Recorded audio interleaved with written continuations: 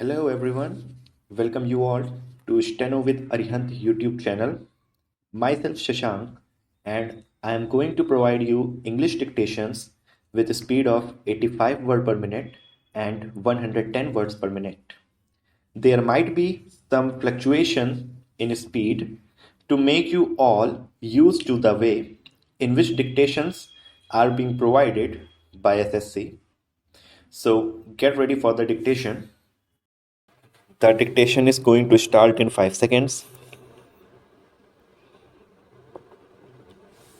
Mr. Deputy Chairman, Sir, our beloved President, in his address to members of Parliament on 17th February, has given a very comprehensive and realistic picture of India and India's relations with the outside world. It is a matter of gratification indeed that we have started coming out of the economic stagnation which bedwelled the nation for the last couple of years. More than 70% of the people are engaged in agriculture. Nearly 50% of our income comes from agriculture.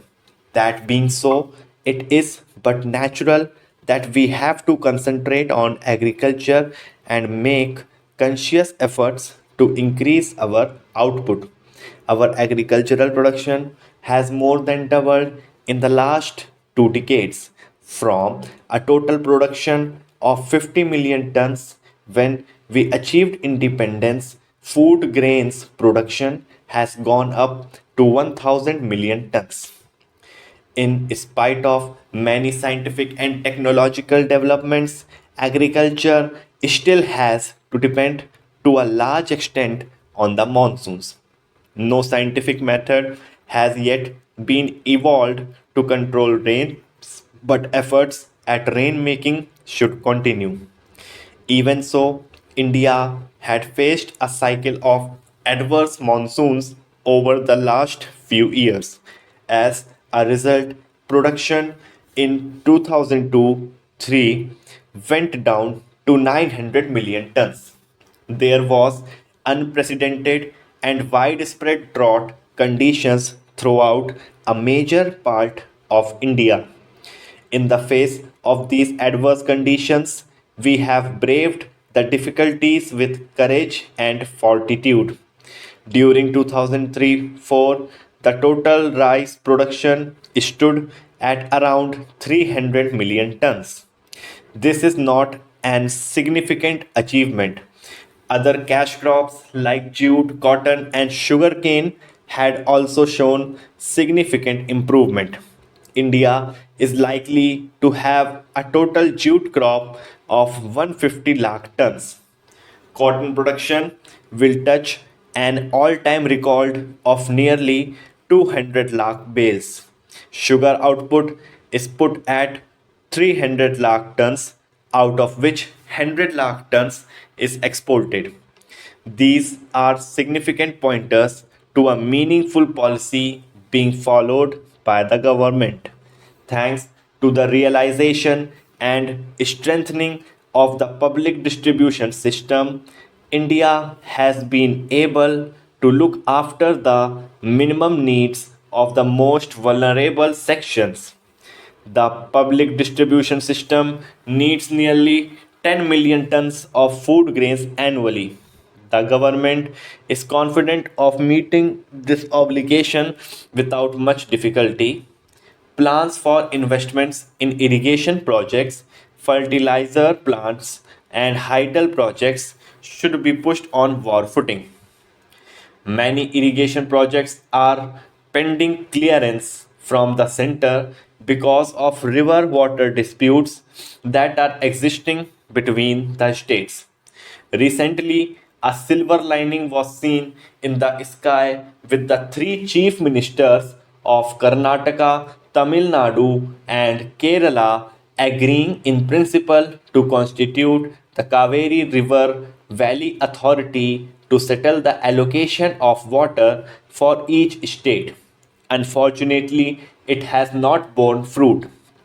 I would again urge the ministers for agriculture and irrigation to request the chief ministers again to sit at the table and agree to constitute the Kaveri River Valley Authority so that these disputes can be solved once and for all. There are similar river water disputes in other areas. For example, with regard to sharing of Narmada waters, there is a dispute between Gujarat and Madhya Pradesh. I would urge that all these river water disputes should be frozen and river valley authorities should be set up once and for all to settle the allocation of water and also to go ahead with the construction of irrigation projects. Coming to industry, sir, we all know that the growth rate of industry was almost zero in 2003-4. Thanks to progressive policies and vigorous implementation of those policies, the growth rate now is 3.5%, with efforts to ensure fuller utilization of capacity and assurance to supply scarce industrial raw materials at international prices. It is possible that the current year may turn out a better picture for industry. The kingpin of industrial growth lies in coal, steel, and power. Coal production, which was 80 million tons last year, has improved to 90 million tons by now. There is no longer any shortage of steel. Thermal power has gone up by 14% and hydel power in DVC, as has already been stated by the president, has gone up by 34%. There is still power shortage in many states of India, particularly in Tamil Nadu and to some extent in Karnataka, Haryana, and Punjab. So the power projects should be given top priority, and the power project of Kalindi, for which the foundation was laid by our beloved Prime Minister, should be taken up with speed and completed as early as possible. Mr. Deputy Chairman, sir, you are aware that we had to spend more for import of oil because of the rise in price of oil.